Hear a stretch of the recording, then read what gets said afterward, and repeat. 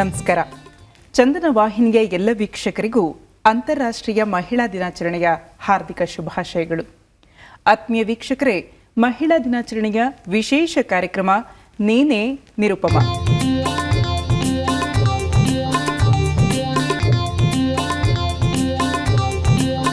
ಒಂದಿಷ್ಟು ಹಾಡು ಒಂದಿಷ್ಟು ಮಾತು ನಿಮಗಾಗಿ.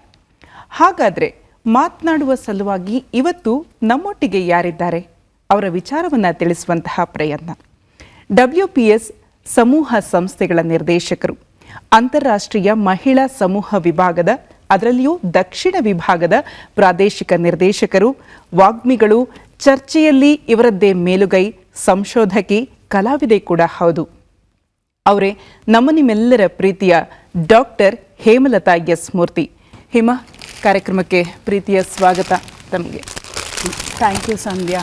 ಎಲ್ಲ ಮಹಿಳೆಯರು ಯಾರು ವೀಕ್ಷಿಸುತ್ತಿದ್ದಾರೋ ಅವರಿಗೆ ಅಂತಾರಾಷ್ಟ್ರೀಯ ಮಹಿಳಾ ದಿನದ ಶುಭಾಶಯವನ್ನು ಕೋರುತ್ತೇನೆ. ಹೇಮಾ, ಹೇಳಿ, ಇವಾಗ ನಿಮ್ಮ ಜೀವನದ ಪಯಣದ ಸಾಕಷ್ಟು ಹೆಜ್ಜೆ ಗುರುತುಗಳು ನಮ್ಮ ವೀಕ್ಷಕರಿಗಾಗಿ ತಿಳಿಸ್ಕೊಡಿ. ನಮ್ಮ ತಾಯಿಗೆ ತುಂಬ ಆಸೆ ಇತ್ತು, ನಾನೊಬ್ಬ ನೃತ್ಯಗಾರ್ತಿ ಆಗಬೇಕು ಅಂತಂದ್ಬಿಟ್ಟು. ಅವರು ಸದಾ ಯೋಚನೆ ಮಾಡ್ಕೊಂಡು ಹೇಳ್ತಾ ಇದ್ರು, ನೀನು ಸ್ಟೇಜ್ ಪರ್ಫಾರ್ಮೆನ್ಸ್ ಕೊಡಬೇಕು, ಅದಕ್ಕಾಗಿ ನೃತ್ಯ ಕಲಿಬೇಕು, ನೃತ್ಯದ ಜೊತೆಗೆ ಸಂಗೀತ ಕಲಿಬೇಕು, ಮತ್ತು ವೀಣೆ ಕಲಿಬೇಕು ಅಂತ. ಈ ಮೂರನ್ನು ಅವರು ಒಂದೇ ಸಮ ಕಲೀಲಿಕ್ಕೆ ನನಗೆ ಪ್ರೋತ್ಸಾಹ ಮಾಡಿಕೊಟ್ರು.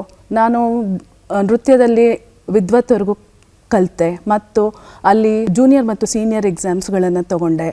ಅದಾದಮೇಲೆ ಅದ್ರ ಜೊತೆ ಓದು, ಯಾಕಂತಂದರೆ ನಮ್ಮ ತಂದೆಗೆ ತುಂಬ ಆಸೆ ಇತ್ತು ನಾನು ಒಬ್ಬ ಡಾಕ್ಟರ್ ಆಗಬೇಕು ಅಂತಂದ್ಬಿಟ್ಟು. PU ಮಾಡಿದೆ. PU ಮಾಡಿದಾಗ ನನ್ನ ಫಲಿತಾಂಶ ಮೆಡಿಕಲ್ ಸೇರೋಷ್ಟು ಅಂಕಗಳು ಬಂದಿರಲಿಲ್ಲ. ಸೊ ಹಾಗಾಗಿ ನಾನು ಡಿಗ್ರಿಗೆ ಸೇರಿಕೊಂಡೆ.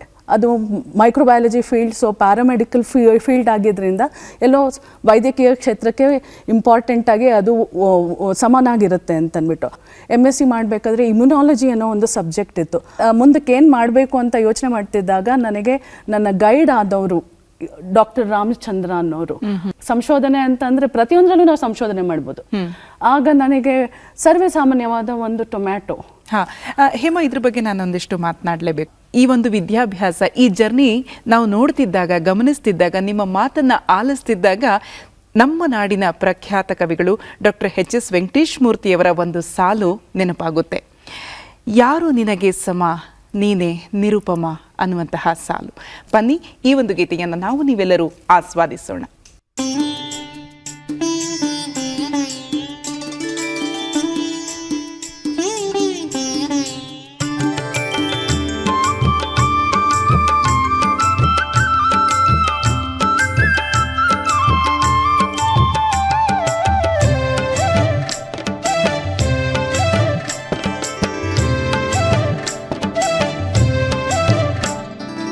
ಯಾರಮ್ಮ ನಿನಗೆ ಸಮ, ನೀನು ನಿರುಪಮ.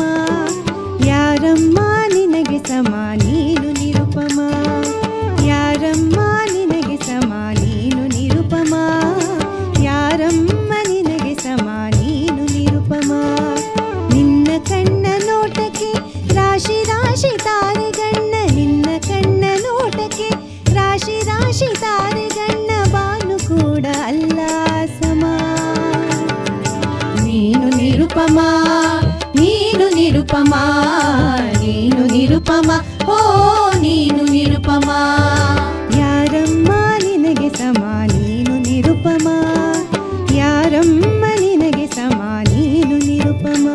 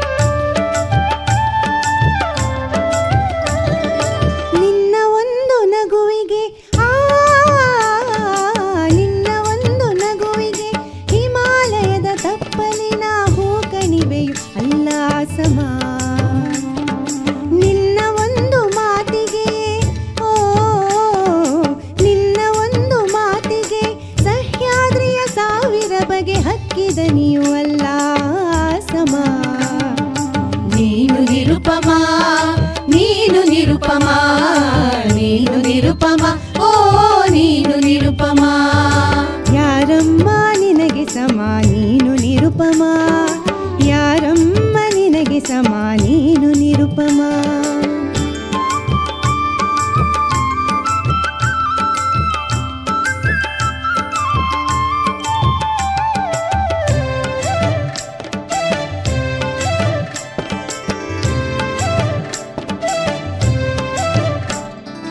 ನಿನ್ನ ಒಂದು ಉಸಿರಿಗೆ ಓ ನಿನ್ನ ಒಂದು ಉಸಿರಿಗೆ ಬೀಸಿ ಬೀಸಿ ಮೊರೆವ ಬಿರುಗಾಳಿಯು ಅಲ್ಲ ಸಮ ನಿನ್ನ ಕಣ್ಣ ಹನಿಗೆ ಓ ನಿನ್ನ ಕಣ್ಣ ಹನಿಗೆ ಉರುಳುರುಳಿ ನರಳುತ್ತಿರುವ ಹಿರಿಗಡಲು ಅಲ್ಲ ಸಮ ನೀನು ನಿರುಪಮ ನೀನು ನಿರುಪಮ ನೀನು ನಿರುಪಮ ಓ ನೀನು ನಿರುಪಮ ಯಾರಮ್ಮ ನಿನಗೆ ಸಮ ನೀನು ನಿರುಪಮ ಯಾರಮ್ಮ ನಿನಗೆ ಸಮ ನೀನು ನಿರುಪಮ ಯಾರಮ್ಮ ನಿನಗೆ ಸಮ ನೀನು ನಿರುಪಮ ಯಾರಮ್ಮ ನಿನಗೆ ಸಮ ನೀನು ನಿರುಪಮ ನಿನ್ನ ಕಣ್ಣ ನೋಟಕ್ಕೆ ರಾಶಿ ರಾಶಿ ತಾರೆಗಣ್ಣ ನಿನ್ನ ಕಣ್ಣ ನೋಟಕ್ಕೆ ರಾಶಿ ರಾಶಿ ತಾರೆಗಣ್ಣ ಬಾನು ಕೂಡ ಅಲ್ಲ ಸಮ ನೀನು ನಿರುಪಮ ನೀನು ನಿರುಪಮ ನೀನು ನಿರುಪಮ ಓ ನೀನು ನಿರುಪಮ. ಎಸ್ ಹೇಮಾ, ಹಾಡೆಷ್ಟು ಸೊಗಸಾಗಿತ್ತಲ್ವಾ? ಹೇಮಾ, ನಾವು ಮಾತಿನಲ್ಲಿ ಮುಂದುವರಿಸ್ತಾ ಸಂಶೋಧನೆ ಬಗ್ಗೆ ನಾನು ವಿಚಾರವನ್ನು ತಿಳಿಸಲೇಬೇಕು. ಏಕೆಂತಂದರೆ ಹೇಮಲತಾ ಎಸ್ ಮೂರ್ತಿ ಅಂದಾಕ್ಷಣ ಸಂಶೋಧಕಿ ಅಂತ ಹೇಳಿ ಈ ಮೊದಲೇ ನಾನು ತಿಳಿಸ್ಕೊಟ್ಟಿದ್ದೆ. ಈ ಎಲ್ಲ ವಿಚಾರಗಳನ್ನು ನಾವು ಹೇಮಾರವರಿಂದನೇ ತಿಳಿದುಕೊಳ್ಳೋಣ ಬನ್ನಿ. ನಾನು ಹೀಗೆ ಅಡುಗೆ ಮನೆಯಲ್ಲಿ ಹೋದೆ. ಹೋದಾಗ ಏನು ಮಾಡೋದು ಅಂತ ಯೋಚನೆ ಮಾಡಿದಾಗ ಫ್ರಿಡ್ಜ್ದು ಕದ ತೆಗೆದಾಗ ಟೊಮೆಟೊ ನಾನು ಕೈಗೆ ತಗೊಂಡು ಯೋಚನೆ ಮಾಡ್ತಿದ್ದೆ.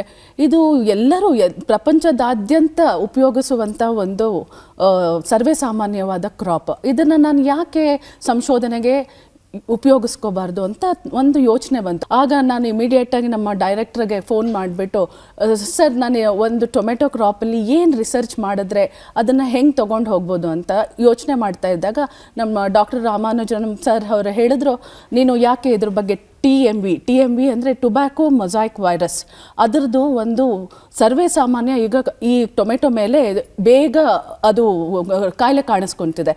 ಅದನ್ನು ನಾವು ಹೆಂಗೆ ಅದನ್ನು ನಿರೂಪಿಸಿದ್ರೆ ಕ್ರಾಪ್ನ ಲೈಫ್ ಸ್ಪ್ಯಾನ್ ಏನಿರುತ್ತೆ ಅದನ್ನು ಹೆಂಗೆ ಹೆಚ್ಚಿಸ್ಬೋದು ಅದನ್ನು ತಗೊಂಡಾಗ, ಈಗ ಸಪೋಸ್ ಫಿನ್ಲ್ಯಾಂಡಲ್ಲಾದರೆ ಅಲ್ಲಿನ ಟೆಂಪ್ರೇಚರ್ ಬೇರೆ, ನಮ್ಮ ಭಾರತದಲ್ಲಾದರೆ ಬೇರೆ, ಇದಕ್ಕೆ ಬೇಕಾಗಿರುವಂತಹ ಸಾಮಗ್ರಿಗಳು ಇವುಗಳನ್ನು ನಾವು ಮುಂದಕ್ಕೆ ತೊಗೊಂಡು ಹೋಗಿ ಅದ್ರ ಬಗ್ಗೆ ಕೂತು ಯೋಚನೆ ಮಾಡಿ ಒಂದು ಪೇಪರ್ ಸಿನಾಪ್ಸಿಸ್ ರೆಡಿ ಮಾಡ್ಕೊಂಡ್ವಿ. ಸಿನಾಪ್ಸಿಸ್ ರೆಡಿ ಮಾಡ್ಕೊಂಡಾಗ ಅದರಲ್ಲಿ ನಮ್ಮ ಟೊಬ್ಯಾಕೊ ಮೊಸಾಯಿಕ್ ವೈರಸ್ ಮತ್ತು ಅದರ ಮ್ಯೂಟೇಷನ್ ಮತ್ತು ಅದರ ಸ್ಪೋರುಲೇಷನ್ ಈ ಥರ ತುಂಬ ಅತ್ಯದ್ಭುತವಾಗಿ ನಾವು ಅದ್ರ ಬಗ್ಗೆ ಸಂಶೋಧನೆ ಮಾಡಿದ್ವಿ. ನನ್ನ ಗೈಡ್ ನಂಗೆ ತುಂಬ ಚೆನ್ನಾಗಿ ಪ್ರೋತ್ಸಾಹ ಮಾಡಿದ್ರು. ಅವ್ರದ್ದೇ ಆದ ರಿಸರ್ಚ್ ಇನ್ಸ್ಟಿಟ್ಯೂಟ್ಗೆ ಕರೆದು ಅದನ್ನು ಹೆಂಗೆ ನಾವು ಸಸ್ಟೈನ್ ಮಾಡ್ಕೋಬೇಕು, ಹೇಗೆ ಅದರದ್ದು ಒಂದು ಸ್ಟೋರೇಜ್ ಮಾಡಬೇಕು, ಅದಕ್ಕೆಲ್ಲ ಪ್ರೋತ್ಸಾಹ ಮಾಡ್ತಾ ಬಂದರು ಸಂಧ್ಯಾ.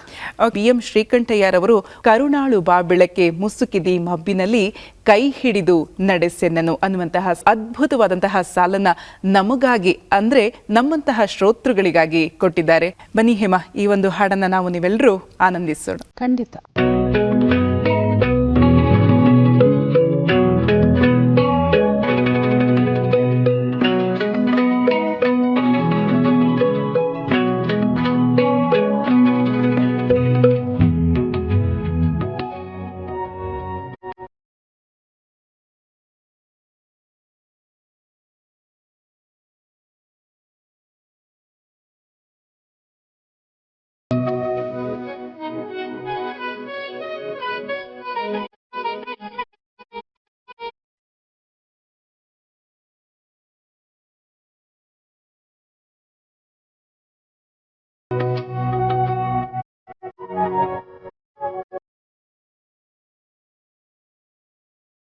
ಕರುಣಾಳು ಬಾ ಬೆಳಕೆ ಮುಸುಕಿದೆ ಮಬ್ಬಿನಲಿ ಕೈ ಹಿಡಿದು ನಡೆಸೆಂದನು. ಕರುಣಾಳು ಬಾ ಬೆಳಕೆ ಮುಸುಕಿದೆ ಮಬ್ಬಿನಲಿ ಕೈ ಹಿಡಿದು ನಡೆಸೆಂದನು. ഇരുളു ಕತ್ತಲೆಯಾಗವೇ ಮನೆ ದೂರ ಕನಿಕರಿಸಿ ഇരുളു ಕತ್ತಲೆಯಾಗವೇ ಮನೆ ದೂರ ಕನಿಕರಿಸಿ ಕೈ ಹಿಡಿದು ನಡೆಸೆನನು ಕರುಣಾಳು ಬಾ ಬೆಳಕೆ ಮುಸುಕಿದಿ ಮಾಪಿನಲಿ ಕೈ ಹಿಡಿದು ನಡೆಸೆನ್ನನು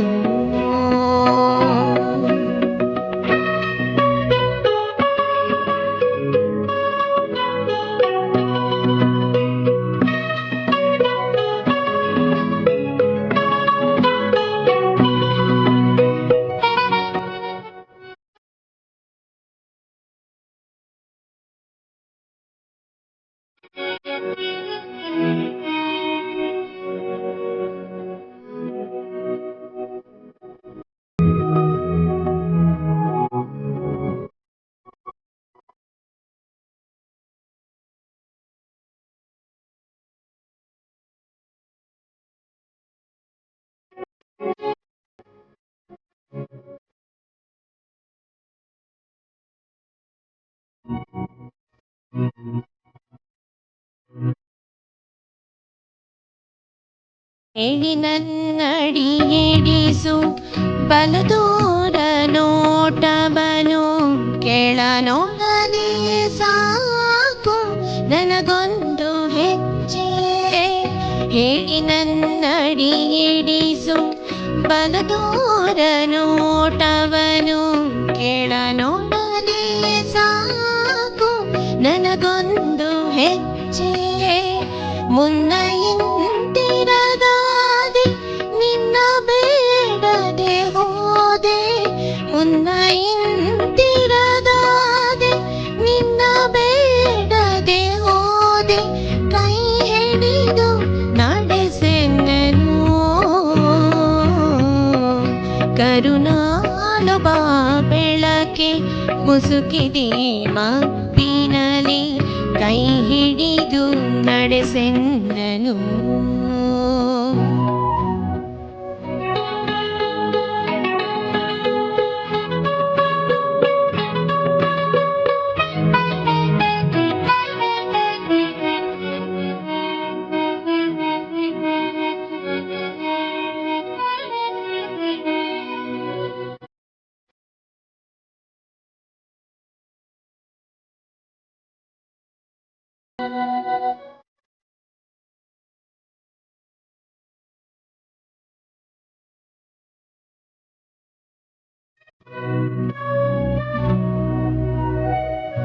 ಶ್ರುತಿನ ಸಲಹಿರುವೆ ಈ ಮೂರ್ಖನನು ನೀನು ಮುಂದೆಯೂ ಕೈ ಹಿಡಿದು ನಡೆಸದೆಯಾ ಇಷ್ಟು ದಿನ ಸಲಹಿರುವೆ ಈ ಮೂರ್ಖನನು ನೀನು ಮುಂದೆಯೂ ಕೈ ಹಿಡಿದು ನಡೆಸದೆಯಾ ಕಷ್ಟದ ಡವಿಯ ಕಳೆದು ಬೆಟ್ಟ ಹೊಳೆಗಳ ಹಾದು ಕಷ್ಟದ ಡವಿಯ ಕಳೆದು ಬೆಟ್ಟ ಹೊಳೆಗಳ ಹಾದು ഇരുಳನ್ನು ನೂಕದಿಯೆಯ ಬೆಳಗಾಗ ಹೊಳೆಯದೆಯೇ ಹಿಂದೊಮ್ಮೆ ನಾನೊಲಿದು ಬೆಳಗಾಗ ಹೊಳೆಯದೆಯೇ ಹಿಂದೊಮ್ಮೆ ನಾನೊಲಿದು ಈ ನಡುವೆ ಕಳಕೊಂಡೆ ದಿವ್ಯ ಮುಖನಗುತ್ತ ಕರುಣಾಳು ಬಾ ಬೆಳಕೆ ಮುಸುಕಿದೆ ಮಬ್ಬಿನಲಿ ಕೈ ಹಿಡಿದು ನಡೆಸೆನ್ನನು ഇരുಳು ಕತ್ತಲೆಯಾಗವೇ ಮನೆ ದೂರ ಕನಿಕರಿಸಿ ഇരുಳು ಕತ್ತಲೆಯಾಗವೇ ಮನೆ ದೂರ ಕನಿಕರಿಸಿ ಕೈ ಹಿಡಿದು ನಡೆಸೆನ್ನನು ಕರುಣಾಳು ಬಾ ಬೆಳಕೆ ಮುಸುಕಿದೆ ಮಬ್ಬಿನಲಿ ಕೈ ಹಿಡಿದು ನಡೆಸೆಂದನು, ಕೈ ಹಿಡಿದು ನಡೆಸೆಂದನು. ಓಕೆ ಹೇಮ, ಇವಾಗ ವ್ಯಕ್ತಿತ್ವ ವಿಕಸನದ ಬಗ್ಗೆ, ಒಬ್ಬ ವ್ಯಕ್ತಿಯ ಅಥವಾ ಮಹಿಳೆಯ ಯೋಚನೆ ಆಲೋಚನೆಯ ಬಗ್ಗೆ ತಾವು ಮಾತನಾಡೋದಾದ್ರೆ? ಎಲ್ಲ ಮಹಿಳೆಯರು ಈಗ ಹೆಂಗೆ ಅಂತಂದರೆ ಯಾರೂ ಸಾಧನೆಯಲ್ಲಿ ಹಿಂದೆ ಇಲ್ಲವೇ ಇಲ್ಲ. ನಾವೇ ಒಬ್ಬ ಸರ್ವೇ ಸಾಮಾನ್ಯವಾದ ಮಹಿಳೆಯರು ಮನೆಯಲ್ಲಿ ಕೂತು ಪ್ರತಿ ದಿವಸ ಏನೇ ಮಾಡಬೇಕಾದ್ರೂ ಅದನ್ನು ಒಂದು ಯೋಚನೆ ಇಟ್ಟುಕೊಂಡು ಒಂದು ಪಾಸಿಟಿವ್ ಮೈಂಡ್, ಐಡಲ್ ಆಗಿರೋದಕ್ಕಿಂತ ಏನು ಮಾಡಬಹುದು, ಹೇಗೆ ನಮ್ಮನ್ನು ನಾವು ನಮ್ಮ ಪರಿಚಯನ ಸಮಾಜಕ್ಕೆ ತಂದ್ಕೋಬಹುದು, ನಮ್ಮ ಒಂದು ಆ್ಯಟಿಟ್ಯೂಡ್ ಮತ್ತು ನಮ್ಮ ಕಾನ್ಫಿಡೆನ್ಸ್, ಇವು ಮೂರು ಸದಾ ನಮ್ಮ ಜೊತೆಗೆ ಕುಗ್ಗದೆ ಇಟ್ಕೋಬೇಕಾಗುತ್ತೆ. ಒಂದು ಮಹಿಳೆಗೆ ಸುಮಾರು ಹಲವಾರು ಯೋಚನೆಗಳು ಇರುತ್ತೆ, ಮನೆ ನಿಭಾಯಿಸ್ತಿರ್ತಾಳೆ, ಹೊರಗಡೆ ಕ್ಷೇತ್ರದಲ್ಲಿ ತನ್ನದೇ ಆದ ಒಂದು ನಿರೂಪಣೆ ಇರುತ್ತೆ. ಹಾಗಿರ್ಬೇಕಾದ್ರೆ ಅವಳ ಆಲೋಚನೆಯಲ್ಲಿ ತನ್ನ ವ್ಯಕ್ತಿತ್ವವನ್ನು ರೂಪಿಸ್ಕೋಬೇಕು ಅಂತ ಯೋಚನೆ ಮಾಡ್ತಿರ್ಬೇಕಾದ್ರೆ ಆ ಯೋಚನೆ ಸದಾ ಕುಗ್ಗದಂಗೆ ನೋಡ್ಕೊಳ್ಳೋದೇ ನಾನು ಹೇಳ್ತೀನಿ ಸಂಧ್ಯಾ.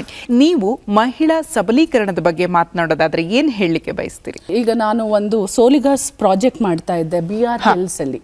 ಅಲ್ಲಿ ಆಗ ಆ ಲೇಡೀಸ್ಗೆ ಎಷ್ಟು ಧೈರ್ಯ ಇದೆ ಅಂತಂದ್ರೆ ಅವ್ರಿಗೂ ಹಾನಿ ಶೇಖರಣೆ ಮಾಡೋದಾಗಿರ್ಬಹುದು, ಮತ್ತೆ ಏನಂತೀವಿ ನಾವು ಈಗ ಅವರ ಒಂದು ಟ್ರೆಡಿಷನಲ್ ಅಡಿಗೆ ಆಗಿರಬಹುದು, ಮತ್ತೆ ಅವರು ಉಪಯೋಗಿಸುವಂತ ಆರ್ಗ್ಯಾನಿಕ್ ಫಾರ್ಮಿಂಗ್ ಆಗ್ಬೋದು, ಇದರಲ್ಲಿ ಮಹಿಳೆಯರ ಪಾತ್ರ ತುಂಬಾ ಚೆನ್ನಾಗಿದೆ. ಮತ್ತೆ ಅವರ ಜ್ಯುವೆಲ್ರಿ ಏನು ಹಾಕೋತಾರೆ, ಒಟ್ಟಾರೆ ಹೇಳೋದಾದ್ರೆ ಅವ್ರ ಕೈ ಕೆಲಸ, ಅದನ್ನ ಗುರ್ತಿಸ್ಕೊಳ್ಳಕ್ಕೆ ಅವ್ರಿಗೆ ಸಾಧ್ಯ ಆಗ್ಬೇಕು ಅಂತಂದ್ರೆ ಅವರು ಕದ ತಟ್ಟಿ ಬಂದು ನಿಂತು ಯೋಚನೆ ಮಾಡಕ್ ಆಗ್ತಾ ಇರ್ಲಿಲ್ಲ. ಬಿಕಾಸ್ ಅದು ಒಂದು ಗುಡ್ಡಗಾಡಿನ ಜನಾಂಗದ ಒಂದು ಜಾಗ. ಬಟ್ ಅದನ್ನ ನಾನು ನೋಡಿದಾಗ ಯಾಕೆ ಎಲ್ಲ ಮಹಿಳೆಯರು ತಮ್ಮ ಯೋಚನೆಗಳನ್ನು, ತಮ್ಮ ಒಂದು ಕಾರ್ಯ ಏನ್ ವರ್ಕ್ ಮಾಡ್ತಿದ್ದಾರೋ ಅದನ್ನ ಮುಂದೆ ಯಾಕೆ ತಗೊಂಡ್ಬಂದು ಪ್ರತಿಬಿಂಬಿಸಬಾರ್ದು ಅಂತ ನಾವು ಮಾಡ್ತಿದ್ವಿ. ಹೀಗೆ ಅದ್ರ ಜೊತೆಗೆ ಅಸ್ಸಾಮಲ್ಲಿ ಕೆಲಸ ಮಾಡ್ತೀವಿ ನಾವು. ಈ ಎಲ್ಲ ವಿಚಾರವನ್ನ ನಾವು ಗಮನಿಸಿದಾಗ ಮಹಿಳೆಯ ಮನಸ್ಸು ಮಾತ್ರವಲ್ಲ, ಎಲ್ಲರ ಮನಸ್ಸು ಒಂದು ರೀತಿಯ ಹುಚ್ಚುಕೋಡಿ ಮನಸ್ಸು ಅಂತ ಹೇಳಬಹುದು. ಇವತ್ತಿನ ದಿನಮಾನಕ್ಕೆ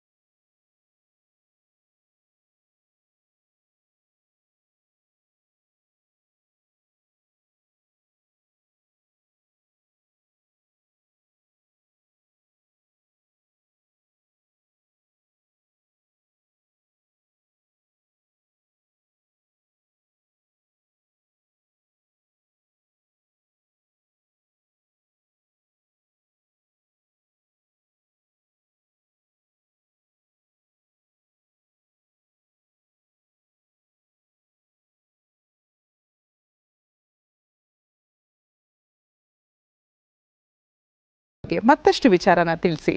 ನಾವು ಈಗ ಅಸ್ಸಾಂ ಅಂತ ಹೇಳ್ತಾ ಇದ್ದೆ ನಿಮ್ಗೆ. ಅಸ್ಸಾಮಲ್ಲಿ ನಾವು ಹೋದಾಗ ಅಲ್ಲಿನ ಗುಡ್ಡನಾಡಿನ ಮಹಿಳೆಯರು ಎಷ್ಟು ಧೈರ್ಯದಿಂದ ತಮ್ಮ ಒಂದು ಕಲಿಕೆ ಆಗಿರಬಹುದು, ಮತ್ತೆ ಅವರ ಒಂದು ಏನಂತೀವಿ ನಾವು ಆರ್ಟ್ ಅಂಡ್ ಕ್ರಾಫ್ಟ್, ಅದ್ರ ಬಗ್ಗೆ ಅದನ್ನ ಪ್ರದರ್ಶನ ಮಾಡಿ ಅದಕ್ಕೋಸ್ಕರ ಅವರು ಪ್ರಧಾನ ಪಾತ್ರವನ್ನು ನಾವು ಮುಂದಕ್ಕೆ ತರಬೇಕು ಅಂತಂದಾಗ ಇನ್ನೊಂದು ಮಹಿಳೆ ಅವ್ರಿಗೆ ಪ್ರೋತ್ಸಾಹ ಮಾಡಬೇಕಾಗುತ್ತೆ. ಇದನ್ನ ನಾವು ಅಸ್ಸಾಮಲ್ಲಿ ರೂಪಿಸ್ಕೊಂಡ್ವಿ. ಸತ್ಯಜಿತ್ ಅಂತ ಅಂದ್ಬಿಟ್ಟು ನಾನು ಮತ್ತು ಸತ್ಯಜಿತ್ ಇಬ್ರು ಒಟ್ಟಿಗೆ ಕೂಡಿ ಯಾಕೆ ಇವ್ರಿಗೆ ನಾವು ಪ್ರೋತ್ಸಾಹ ಕೊಡಬಾರ್ದು, ಯಾಕೆ ಇವ್ರನ್ನ ನಾವು ಮುಂದಕ್ಕೆ ತರಬಾರ್ದು ಅಂತಾಗ ಅಸ್ಸಾಂ ಗೌರ್ಮೆಂಟ್ ಕೂಡ ನಮಗೆ ಪ್ರೋತ್ಸಾಹ ಕೊಡ್ತು. ನಾವು ಇದನ್ನ ತಂದಾಗ ಭಾರತದಲ್ಲಿ ನಾರ್ತ್ ಈಸ್ಟ್ ಮಹಿಳೆಯರು ಏನಿದಾರೋ ಅವ್ರಿಗೆ ಒಂದು ವ್ಯಕ್ತಿತ್ವವನ್ನು ರೂಪಿಸಬಹುದು ಅಂತ ಅವರು ಕೂಡ ಈಸಿಯಾಗಿ ನಮಗೆ ಪ್ರೋತ್ಸಾಹ ಮಾಡಿದ್ರು. ಮೆನ್ ಅನ್ನೋರು ಯಾರು ಇರ್ತಾರೆ ಅವರು ಅದಕ್ಕೆ ಅಡಚಣೆಗಳು ಮಾಡ್ತಾ ಬಂದ್ರು. ಆಗುತ್ತೆ, ತೊಂದರೆ ಇಲ್ಲ. ಬಟ್ ನಾವು ಅದನ್ನು ಯಾವತ್ತೂ ಕುಗ್ಲಿಲ್ಲ, ಅದರಿಂದ ಹಿಂದಕ್ಕೆ ಹೋಗ್ಲಿಲ್ಲ. ಅವ್ರು ನಮ್ ಮುಂದೆ ತಂದು ಪ್ರತಿಬಿಂಬಿಸಿದ್ವಿ. ಇವತ್ತಿಗೂ ಅವರು ನಮಗೆ ಮಾತಾಡಿದಾಗ ಹೇಳ್ತಾರೆ, ನಿಮ್ಮಿಂದ ನಮಗೆ ಸಮಾಜದಲ್ಲಿ ಒಂದು ಸ್ಥಾನಮಾನ ಸಿಕ್ಕಿದೆ ಅಂತ. ನನಗೆ ಮತ್ತೆ ಒಂದು ಸಾಲು ನೆನಪಾಗುತ್ತೆ, ಸ್ತ್ರೀ ಅಂದರೆ ಅಷ್ಟೇ ಸಾಕೆ. ಎಂತಹ ಅತ್ಯದ್ಭುತವಾದಂತಹ ಸಾಲು.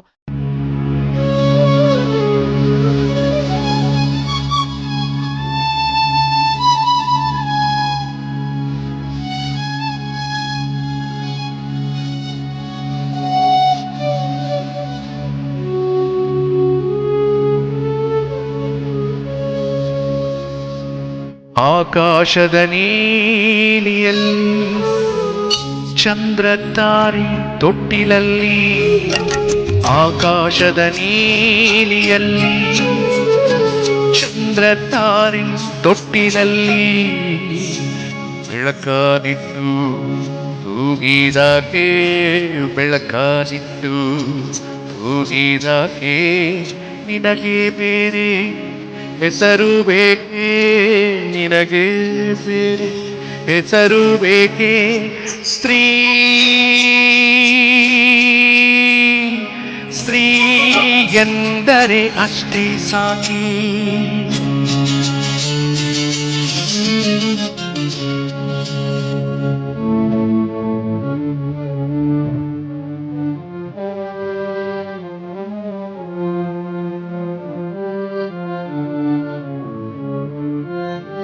ಹತ್ತಿರ ಉಟ್ಟ ಬೆಟ್ಟಗಳಲ್ಲಿ ಮೊಲೆ ಹಾಲಿನ ಹೊಳೆಯ ಇಳಿಸಿ, ಹಸಿರ ಹುಟ್ಟ ಬೆಟ್ಟಗಳಲ್ಲಿ ಮೊಲೆ ಹಾಲಿನ ಹೊಳೆಯ ಇಳಿಸಿ, ಬಯಲ ಹಸಿರ ತಗಿಸಿದಾಕೆ ಬಯಲ ಹಸಿರ ತಗಿಸಿದಾಕೆ, ನಿನಗೆ ಬೇರೆ ಹೆಸರು ಬೇಕೇ, ನಿನಗೆ ಬೇರೆ ಹೆಸರು ಬೇಕೇ, ಸ್ತ್ರೀ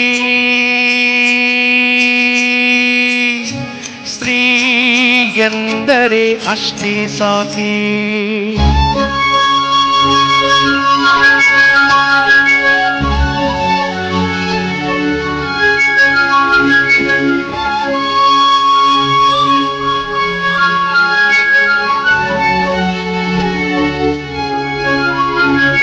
ಮರಗಿಡ ಹೂಗುರುಳನು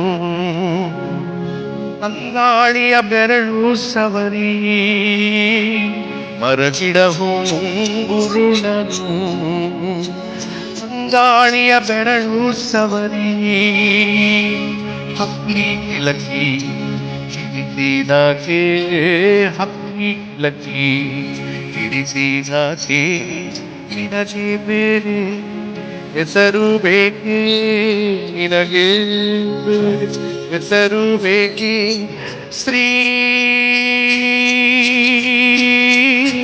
ಸ್ತ್ರೀ ಎಂದರೆ ಅಷ್ಟೇ ಸಾಕಿ.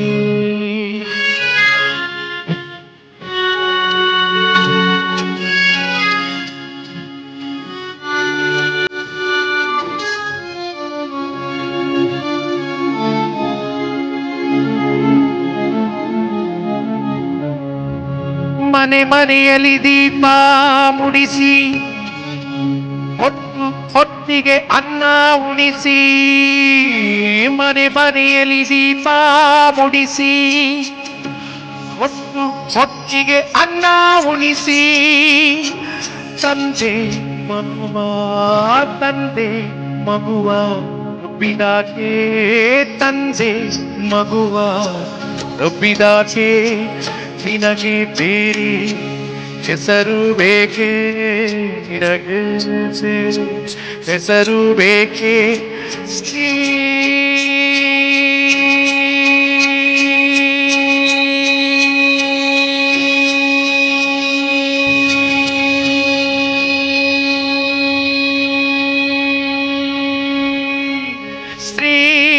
ಎಂದರೆ ಅಷ್ಟೇ ಸಾಕೆ ಸ್ತ್ರೀ ಎಂದರೆ ಅಷ್ಟೇ ಸಾಕೆ ಸ್ತ್ರೀ ಎಂದರೆ ಅಷ್ಟೇ ಸಾಕೆ ಸ್ತ್ರೀ ಎಂದರೆ ಅಷ್ಟೇ ಸಾಕೆ ಸ್ತ್ರೀ